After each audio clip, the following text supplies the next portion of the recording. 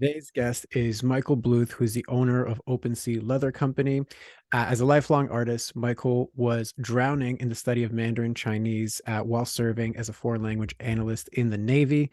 Overwhelmed by the intense coursework, he sought refuge in creating beautiful leather goods for friends and family. And before he knew it, it created several unique minimalist wallet designs, and people wanted to buy them. In fact, a lot of people. And every wallet is still designed by Michael himself and made by artisans in Honolulu, Hawaii. So, Michael, thank you very much for being on. How are you doing today? Thanks for having me. I'm doing great. Awesome. I'm excited to dive into it. And it's exciting for me because usually I have, some service-based person on here, right? They're either coaches like myself or they are an agency owner or they do some type of service business, but there's very rarely anybody that has an actual like product to sell. So I'm excited to dive into this with you. And why don't you just start us off by telling us, how did you get to creating wallets and doing all of the things? So floor is yours for that. Yeah, so I grew up an artist. My grandfather was an artist, a lot of painting, ceramics, that kind of stuff. Never ever considered myself the entrepreneurial type. I was very content working in the Navy as a foreign language analyst. Fell in love with foreign language while I was living abroad for a couple of years, and that's actually where I figured out that I enjoyed leathercraft. I actually grew up very Mormon, so I served a 2-year mission in El Salvador, and as a missionary, you're super poor. So we'd go through our shoes really quickly, and we'd have to have them resoled. And so we'd go to the town square, find the cobbler.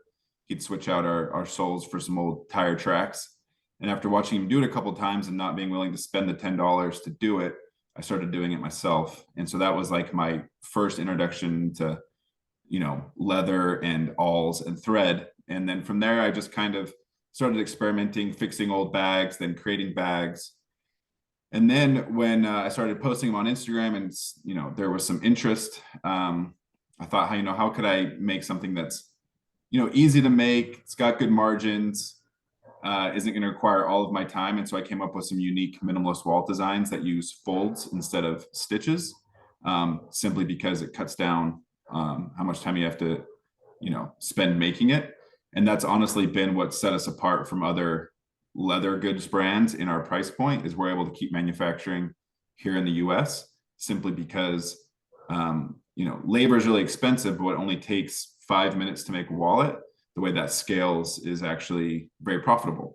So that's kind of been the story over the past 7 years. And we've turned into a real full-fledged business, hit about 1 million in sales last year. And that was pretty much without any paid advertising. And so just hired a marketing agency, and we're going to really start hitting the things I don't know how to do. I'm trying to find experts and do things to move the company forward and continue to grow, even though I don't always have the best growth mindset. And I'm sure we'll talk about that today, but that's where we are currently. Okay, got it. Well, I mean, I think it's like I've often said on this podcast, like your mess becomes your message. And this is again more with regards to kind of service-based businesses. Like it's usually the instigator with regards to like why they do the work that they do. And it's so cool to see that same type of like through line where it's like you were scratching your own itch, right? Like I had to do this in order to navigate this time where I didn't have a lot of money. So I relied on my own resourcefulness and skills, and I picked this up and I liked it. And now it's turned into something that a lot of people resonate with. And it's growing to this new thing. So I think that's super cool. And kudos to you because it's such a cool story of kind of following your passion through this. Um, well, and actually, yeah, anything else you want to add to that? No, I totally agree. I mean, anything that you find passion in without the original motivation of money, it allows you to build skills and knowledge without that as the end goal. Whether it's like you're super into fitness and you become an expert in that, and then all of a sudden you have all this knowledge to spread and you become a fitness coach and you help people achieve those same goals.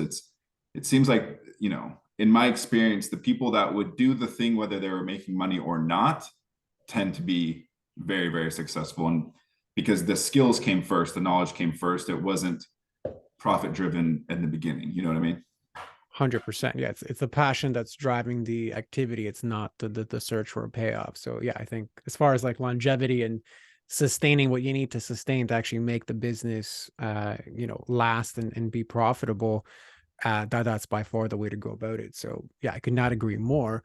And you had also mentioned like this growth mindset, and you're saying, okay, that's something that we might dive into. So I guess as a more general framework, like what can I support you with today?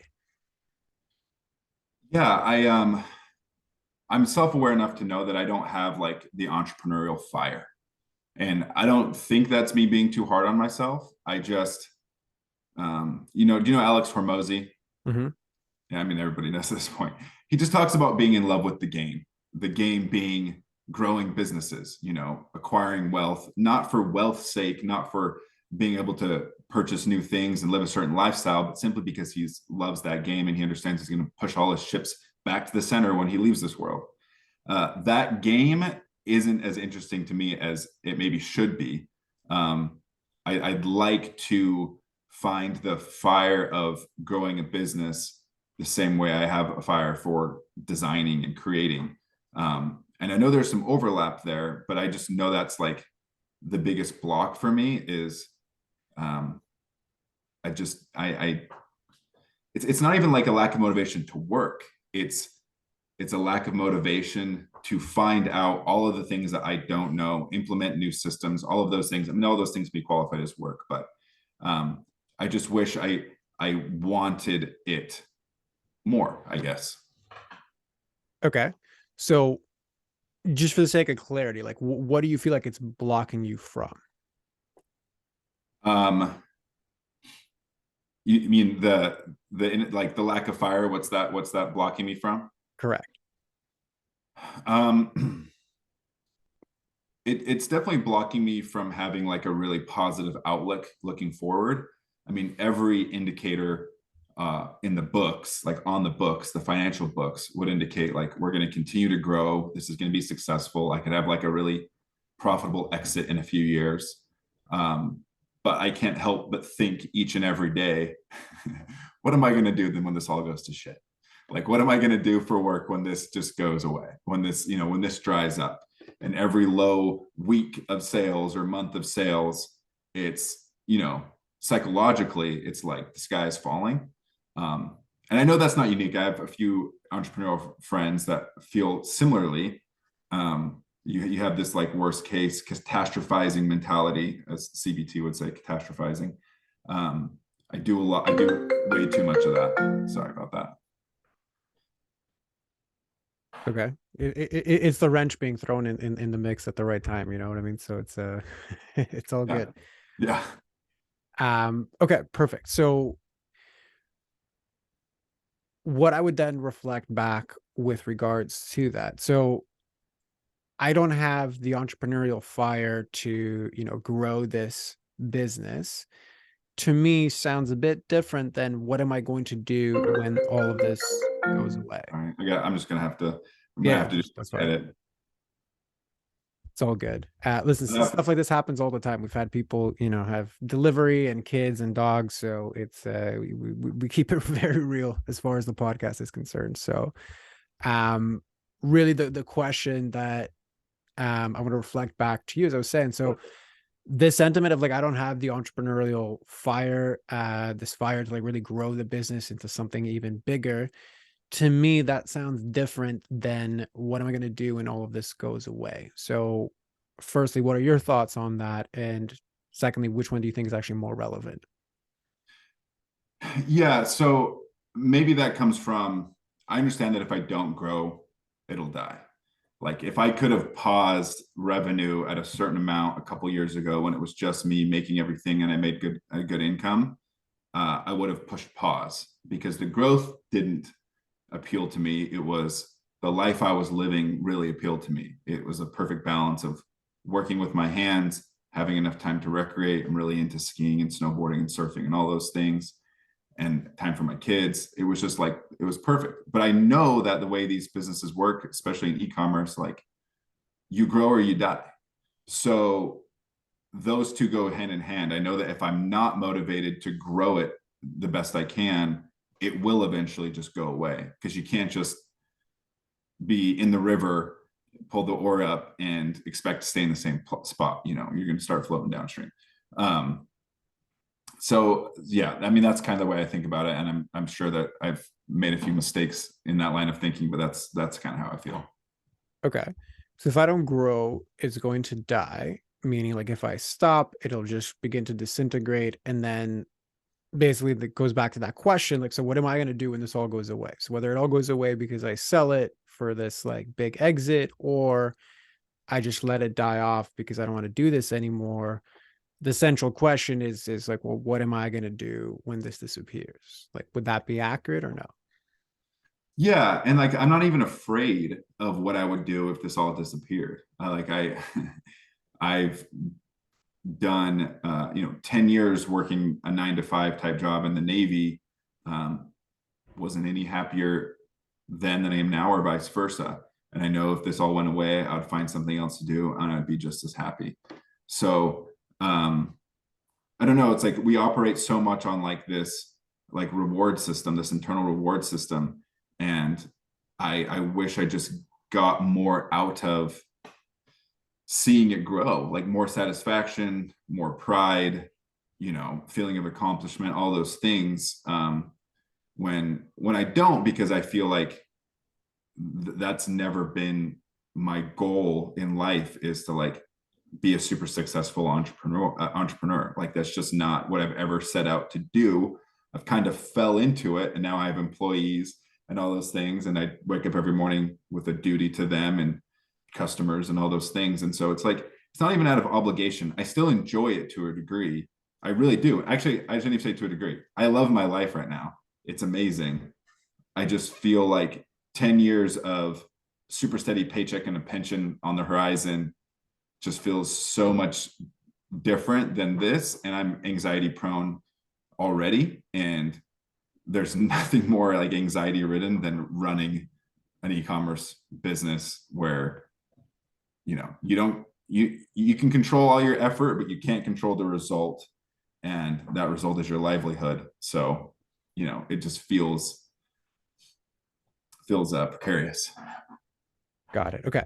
So I'm just going to reflect back to you kind of what I'm hearing. And again, as always, you can like, this resonates, this doesn't resonate, this is bullshit, whatever the reaction is, by all means, you're welcome to share it. So it's like, on the one hand, okay, so I'm not afraid if this thing goes away. I love my life and I understand that there's a lot of good things happening right now, but then I have this cognitive dissonance around, well, where is this fire that I should, or I feel like I need to have to grow? And then if I want it to grow more and I have this exit, I'll still be fine because I'm not afraid if this goes away. But then if it does go away, it's not good, because then like what's gonna happen? Or did it go away because I didn't grow it big enough, or just stopped it? So it's kind of like a lot of seemingly separate but conflicting things all happening at once. So I'm just curious what lands for you, if anything, from that reflection. That all sounds very accurate, and it's a very good uh, very accurate like portrayal of what my mind does regularly, and not just with this, with everything. It's like like all the evidence in the world of success, not financial, just in everything, whether it's parenting or fitness or whatever, and at the same time just being just plagued by negative self-talk and not reframing the way that you should, and just sinking into that place that's just like, yeah, catastrophizing. Like, what if this all just goes, like, what am I going to do if this all just goes away? Instead of just, putting that out of my mind and just thinking about the task in front of me, whatever that is, moment to like day to day, week to week, what are my tasks, and there are definitely times where most of the time I'm able to do that. Like I'm able to like this isn't paralyzing, like I'm very much engaged every single day with the business and trying to make it grow. And it's like, it's not even like a real fear of failure, because I really don't have I'm really not that scared of losing status, social status. If this goes away, if I have to go pick up trash or whatever, like that doesn't matter to me. I know it has no reflection on me as an individual. And so I don't even know where it comes from necessarily. It's just, yeah, let me just to summarize, you're right. All of those things are true, even though that doesn't seem there's a ton of overlap and more contradiction. That's still where I'm at. Okay, fair enough. And I appreciate your openness to hearing it that way, and especially if it resonates to accepting it, because it's, especially for somebody who's prone to anxiety, oftentimes like having like, oh my God, look at what a mess this is prone to like more anxiety. So I just wanted to acknowledge you for allowing yourself to go there and to be witnessed in that. And to just dive a bit deeper into that reflection, like if you had to really boil it down, like what's the actual problem? Like what problem do you feel like you're experiencing? What's the problem? That's I don't even know. It would be hard to simplify it down to like what's the actual problem. What's the stumbling block, what's standing in my way. I don't know if there is anything really. Like there's nothing tangible or nothing about the market or the business that's like I have this major roadblock. It's everything's trending in the right way and we're doing the right things. I think the biggest problem is maybe just like self-belief, like just belief that it doing the right things is going to work and I'm going to be happy that it worked.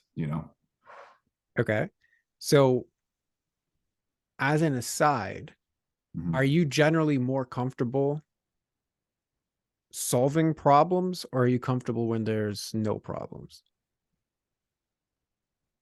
No, I get really bored if there aren't problems. I tend to like overload the plate. Like I started a different business last year and grew it to profitability and then sold it. It was a ceramics studio, a membership ceramics studio. And I did that at a time where like I really didn't have the time to do it, but I just got really excited about it and I did it. And I felt like my plate was super full. And then I clear the plate and then I'm bored and then I overloaded again. So no, I would I've gone through phases with this business where I've like kind of hired myself out of a position, like out of a role for a while, like maybe a month or so, and I'm sitting there twiddling my thumbs trying to figure out like what do I do next for the business. Um, and those have not been like spikes on the mental health trend in my life where it's like I've got nothing to do and nothing to solve. Definitely. I mean, that's not what I want. So do you know who you would be if you weren't somebody who's solving problems? Uh, I'd be I'd be bummed. I'd be a sad, depressed person for sure. Okay. So just let that really sink in. Sure, yeah. Like if I wasn't an individual, if my identity wasn't one that was constantly solving problems, I would be an absolute disaster. I would be depressed and sullen and not really how I want to live my life. Right. So if that's the black and white choice, do you think it's a surprise that your brain is constantly looking for problems to solve? I've never thought about it like that. No, that's not a surprise. Yeah, I mean Ryan Holiday talks about the obstacle is the way, that his whole book on stoicism, and like you know that just resonated with me a lot for sure. Yeah, and it's great advice until it becomes the man with the hammer problem. You'll have to remind Until, me. sorry. You have to remind me the man with the hammer analogy. So in this instance, like, okay, if I'm like if all I have is a hammer, then everything becomes a Oh, nail. So I try and right, solve all of my problems with the exact same tool. So in right, this instance, you've gotten a lot of success in life being really good at solving problems. And from the outside looking in, what's in front of you right now doesn't seem like it's like I need a screwdriver. I don't need a hammer, but I'm trying to hammer this screw in. And then I'm getting kind of upset that it's like getting dented and it's like not looking good. And what I mean by that is like we started this whole conversation with really the success story of your brand. Like there's not like there's more businesses that don't ever reach $1 million in revenue than there are that do. So I'm like, for somebody who thinks they don't have an entrepreneurial fire, Mm. that kind of like maybe, but also kind of doesn't like you don't just stumble up that mountain by accident. You know what I mean? Like it's really rare for that to happen. So like maybe, but also maybe not. Right. And then similarly, I'm here at this place and then I don't want to grow it, but if I have to go and pick garbage and it all goes to shit, I'm also cool with that too. There's not really a problem. My life's actually pretty good. Yet all I keep doing is perpetuating, seeing, finding, and being hyper focused on where are the problems. Because when there are problems, I can continue to be anxious and I'm more in my prime and operating and solving and feeling significant when I'm actually in that anxiety induced state of solving problems to the degree that I don't even know who I would be if I wasn't solving problems. Mhm. So I know that's a lot thrown your way. What's landing? What is it? No, I think that's, I don't know. I mean, it's that all seems very true. I've been in those situations where I haven't had a lot of problems to solve, and it doesn't matter like how much I recreate or read or you know socialize, which I suck at. But it's like there's nothing that yeah, it doesn't fulfill me, and I don't know if that's like a bug or a feature of my personality. It might be both. Like maybe it's good that I'm a problem solver and I can do that, but it's also maybe a bug in that if it's taken too far, you can like lose all sense of purpose when your problems go away. 100%. I would agree with you. And I've said it on this podcast many times. It's like our primary strengths become our first distortions. Mm. So you have a very good strength of solving complex problems that require a lot of output from you. Like you've demonstrated and have evidence that that's served you really well in your life. That's the gift part of it. The distortion is what we talk with the man with the hammer problem. Like it almost sounds like you're trying to apply that to fulfillment. Like I need a problem to solve in order to feel fulfilled. Right. But those are two completely different things. Sure. Yeah. So what's landing for you there?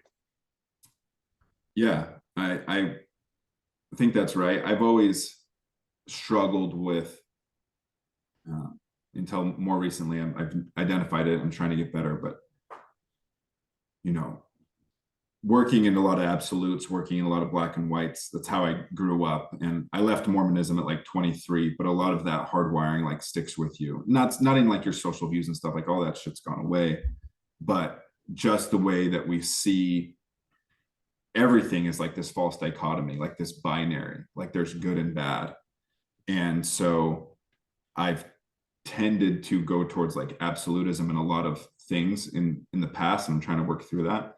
So just this like, if I don't have problems, I won't be fulfilled. Like that's an absolute, and that's not, there are very, very few truths that are absolute, when it comes to our day-to-day lives and living. So yeah, trying to strike that balance and not identify, like not put all of my self-worth in fixing, solving problems, but finding it other places is probably a worthy endeavor. So that's like two core limiting beliefs or parts of this overall pattern. So I need a problem to solve to be fulfilled. And then subsequently, my self worth is in solving these problems. So if your self worth wasn't in solving problems, where would it be? That's a good question. I don't know. I'm trying. I'm new to Stoicism. I'm trying to adopt a lot of the tenets of Stoicism, and they would say that your value or your worth or your purpose is found in living virtuously. And by virtue, they don't mean like the puritanical view of that. It just means like never doing anything that you would yourself be ashamed of, or would betray your core principles, of like, temperance, virtue, patience, like all of those things. Um, and I've seen some benefits from that for sure. I just think it's not something that you just like learn and then you have it. It's a daily practice, and it's something you have to continually reinforce. And yeah. Okay. So where did your brain go to when I basically ask you the question of, so I ask you a question like, if your self-worth wasn't in problem solving, where would it be? Yeah. Where did your brain go to? It's to solving a problem. To solving a problem, yes. And did it go to an external definition of that or an internal definition of that? I mean, it's external, and then the Stoics differentiate between everything external is outside of our power. Everything internal is the only thing that we control. I just referenced that because it's what's resonated me with the most and has allowed me to drop more externals that have really plagued me, and I've self-authored so much of my own suffering because of externals, things I can't control. So trying to turn that into it. And so Stoicism has been like the channel that I've tried to work through that. But it is, I mean, technically a philosophy is external to myself. Correct. So, and also beautifully articulated, right? Which is tricky when you are self-aware, you are introspective, you're very articulate. That's the first thing your brain's going to hijack to keep you from looking at the thing you need to look at, right? Self-worth essentially asks you to define your own self-worth, where your brain went to. Well, okay, what is it supposed to be based off of an external definition that I feel like I agree with, Mm-hmm. right? It takes all the power away from you to actually be the author of, like, to be the authority, i.e., the author of your own experience, Right. right? So it's less about like, I agree with everything that you said. It was beautifully articulated, and yes, my own virtues and living in line with virtues, but like, you're not actually giving yourself permission to define your own virtues through Mm-hmm. which to explore yourself and your interactions with the world. You're defaulting to, well, what should it be, Right. right? Which is, again, one step removed from allowing yourself to experience it, which then means, okay, well, like, what's the best solution to this problem? So what's the best external solution to this problem? Because if I get the answer from there, then I can apply it and I can be happy. Right. I.e., it's the exact same process, it's the exact same hammer that has kind of gotten you into this mess to begin with. So again, what's landing for you there? Yeah, no, I think that's right. It's that's an operating system that runs so deep, you know, in the hardware of just my mind and my brain, that I don't even realize that uh that's been like the algorithm. Like, input is a problem, trying to find a solution, get some fulfillment, find a new problem. Don't be presented with a problem, but find one, because you're not going to have fulfillment in life unless you do. uh, I didn't realize that I was running that operating system at all, really. So uh, yeah. Okay. So in that instance, if yourself, like, okay, look at it this way. If you lost the ability to define your self-worth through an external, and if you didn't need, like, if you lost the ability to need a problem to be fulfilled, basically, who or what would you be without these limiting patterns? Yeah. um it's like who knows, I have no idea. I don't know. I have no idea what that person look like. It's a complete stranger that I haven't, you know I've never even considered, until now. I've never even considered that person. Right. exists. One, someone that's not constantly trying to solve problems and find their self-worth through that. So do you think you can find true peace and fulfillment if you can't answer that question? Oh, definitely not. No. Okay. So while exploring that right now, what are you actually feeling internally? That's a little scary, to be Okay. honest. It's a little scary. It's just, man, like so much of the analysis that I'm constantly running about everything requires a certain amount of data, but there's no data there.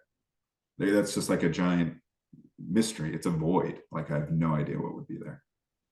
So if you would just play around with it and just assume that there is something there for the Okay, sake of, entertaining this crazy question. sure. If you just tuned in, whether you prefer to close your eyes or not, that's totally up to you. But just tune into not your head, because your head does a great job of a lot of things, but like tune into more of your body, like more of the feeling of it. Who or what would you be if you didn't need a problem to solve to be fulfilled?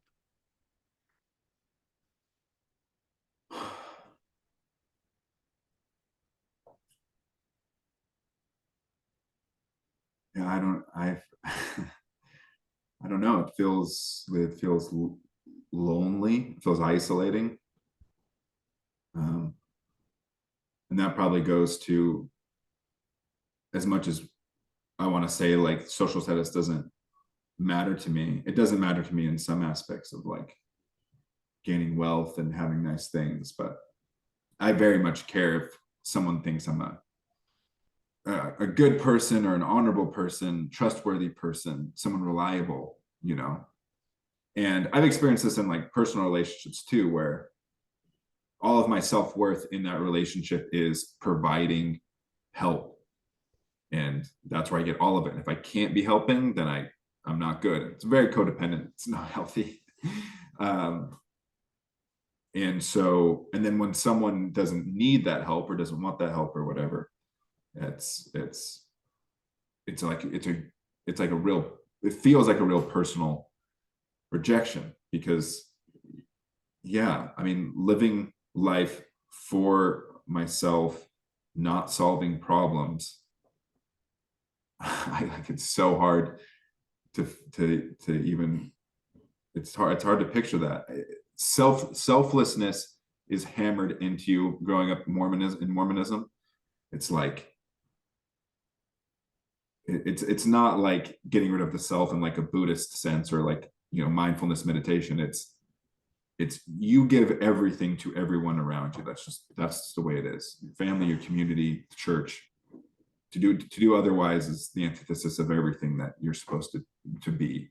And so all of your self-worth then comes from, I need to be useful, I need to be helpful, I need to provide value to everyone and everything around me. Otherwise, I'm useless, I'm worthless. And so those are, yeah, for sure, that's the way it feels right now. Is if I'm of no use to anybody, I'm no use, which is not probably the right, you know way to look at it. You can still have, even if you're useless to everybody, you may still have some utility for yourself. I just don't know what that looks like. Right. So again, lots of stuff came up even in that share, right? Where it's this same pattern also shows up for me, not just in my business, but also in relationship, right? Because I define my role in the relationship based off of how much of a provider and how useful can I be, Right. right? So it again removes away from, well, what are my needs? Where is my fulfillment in the partnership with the other? What fills my cup outside of servitude, Yeah. right? What fills my cup in terms of needs that I actually need? Am I even allowed to receive filling my needs without having to earn them through providing or service? Like it opens up a lot of potential questions. And right? The core of it being, I still can't answer a seemingly simple question of who would I be beyond useful in solving problems. Right. So what comes up for you when I share that? Yeah, that's a known, that's one of my known issues. I know there's a lot of unknown issues, but that's one that I know of is I am terrible at accepting help. And not because I think I can do it better, and not because uh, I want it done right or whatever. The idea of asking something of anybody is, even employees, it's hard for me. Like I really have to force myself to ask for things. And I definitely don't do it in relationships with, romantic or otherwise. I don't do it. I've moved like 3 times in the past 2 years, and I've moved rent the truck, do the whole thing, move couches by myself. Yeah, because it makes my skin crawl to ask a friend to help me come move. And I don't know where that comes from. I know it's a problem. I don't know where it comes from, but it's maybe it's pride. I don't know. Maybe it's like, I don't need your help. Everyone needs my help. Everyone can benefit from what I have to offer, but I don't need your help. And it doesn't feel that way. It more feels like, if I'm putting someone out to come help me, then I'm not helping them. Like I'm not providing any value to them. I'm just being a burden. That's what it feels like most of the time. So yeah. Okay, fair. And if you bring it back to what came up in today's conversation, if I accept health or if I accept help, that means I am now stepping into the potential space of being beyond somebody who gets, like, is identified by somebody who solves problem. Right. What's on the other side that I could just barely identify today? Loneliness, isolation, and a lack of definition of who I am and my self-worth. Why would you want to ask for help if that's on the other side of that? Right. Like, it's like the death of everything that I am and that I'm clinging so hard to control disappears the moment that I ask for help, show the weakness that I ask for help, or cease to become useful. Mm-hmm. That is extremely fragile way to live in a community that obviously wants to support you. And bringing it back to what you started today's conversation with, like, okay, well, where's the entrepreneurial fire to grow beyond 1 million?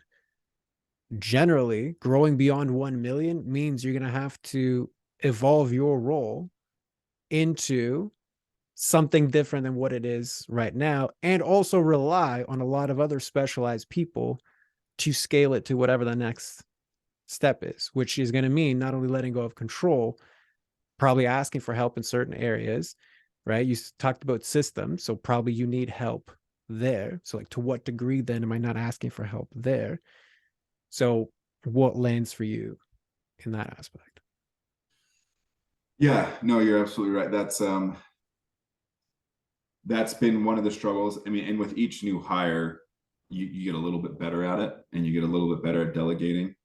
And hiring a marketing agency, just had our first meeting this week with them. That took a lot. I went through a lot of those meetings, as anyone should. There's a ton of scammer marketing agencies out there. But yeah, I understand and I hear it all the time from all of the entrepreneurial content, hire the right people, hire the right people, hire the right people. And so, to be honest, I'm getting better at it in business than I am in the rest of the other parts of my life, definitely. Because this feels like I have no choice. I know I cannot sustain this, and I should recognize that in my personal life too, that this type of isolation isn't sustainable. But at least for the business side, I can recognize that it's not sustainable, that I need help, and I'm getting better. I'm getting better at that, and maybe it's good training for the rest of my life to realize I can ask for help. People want to help. The same value I derive from helping other people do too. So why not give them that opportunity? Why not give them that chance? So yeah. So I think that's a great way to navigate, let's just say, not circumventing, but dealing with or managing those symptoms, right? Because really what you're saying is, well, the circumstances of the business necessitate I get better at this, Right. right? So it's like, again, the external is forcing me not necessarily to face and heal this, but to find a way to work through it, like to stuff it down, push it enough aside that I can get the result that I want. So it's really, shuffling around the issue so that you can move another step forward. And that's not to also discount the actual skill of this process. So there is a skill to hiring, there's a skill to managing, there's a skill to delegating. That's separate from how you are showing up with fulfillment, peace, enthusiasm, and excitement to actually do those things, right? You've Right. already demonstrated you have the skill set to push through discomfort, but it's kind of like, why would your subconscious want to grow this to a $5 million business if it's going to require more of this pushing? Like, why Mhm. would there be fire Mhm. when the next steps are going to mean push through all of these other aspects that you don't, like, your subconscious, when I say you, I mean your subconscious doesn't really want to deal with, right? So what's landing for you there? Yeah, no, I think that's right. I think that growing would require me to change a lot of things that I didn't know that I had to change, or if I did, I knew the work involved. And, you know,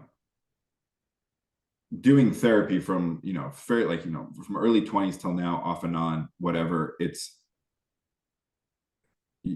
there's so many times when you're presented with a deficiency, and you just don't, like, it's there, and you're just like, I don't even want to, I don't even want to, like, I don't want to, like, there's like this reluctance to get better, to heal. Sometimes that, some early Christian father said it, Augustine or whatever, something about how comforting depression can be. In a sense, it's like it can feel like soft and cozy because it requires nothing. Like, it requires nothing of you to move out of that, you know. And I've definitely felt that before. Recognized a problem, refused to do anything about it, um, because I wasn't ready to push, or so you're right. Like, these changes that these growth goals are going to necessitate changes in me, uh, and that's what's preventing, I guess, to a degree, why I'm not super excited about it. Because it seems like a lot of entrepreneurs love every step of the growth process, the skill building, the knowledge building, the next step. There's like a fire to jump, like, to each one. But for me, it's like, oh, I'm gonna have to change and change and change and change and change. And sometimes I think that feels a little exhausting. Yeah, 100%. Right. And that it's kind of the age old question, right? Like, what got me here isn't what's going to get me there. Right. And in your instance, you don't lack the, for lack of a better word, like the hard skills to move to the next level. Right. It's like, it doesn't sound to me like, oh, I don't know, like, the strategy to potentially go to the next level. Like, sure, there's things that are unclear and uncertain. There always is. But that's not like the resistance point, the friction point is really these subconscious parts of you that are so afraid to die that they hold everything back. Because it's like, I don't even know who I am without these limits. Like, that is a very scary place to be. Yet the next stage of my business, the next fulfillment of my business and me in my business requires evolution in these spaces. So if and when you actually decide to work, like to reveal, heal, and eliminate those, that's only a question that you can answer.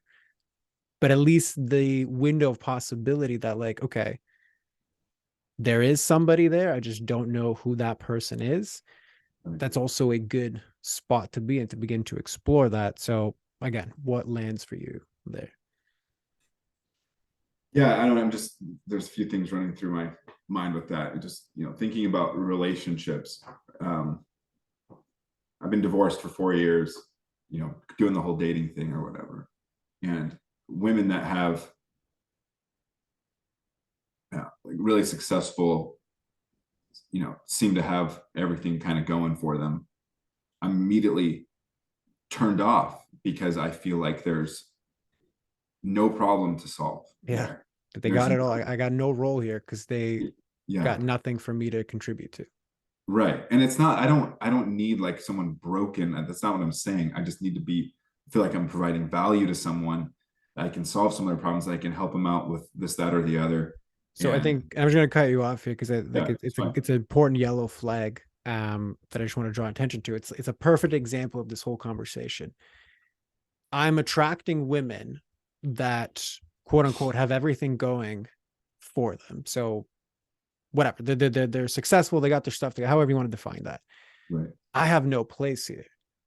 Yeah. The flip side of that coin is I have no value as Michael, as me, to bring to this union. Correct. Like that is an extremely empty place for a person who's done so much in their life and been through so much and overcome so much. You know what I mean? Like that's actually the lonely thought. Yeah. The lonely thought isn't I don't have a problem to solve. So what's landing for you there? Yeah, that's a thought I have all the time. And I tell my guy friends, about that's the way I feel. And they see all of the external, you know, uh, you know, signs of success in my life in whatever aspect, and they're just confused. They don't get that. And it's like there are so many things that I feel like I know intellectually, but just do not feel.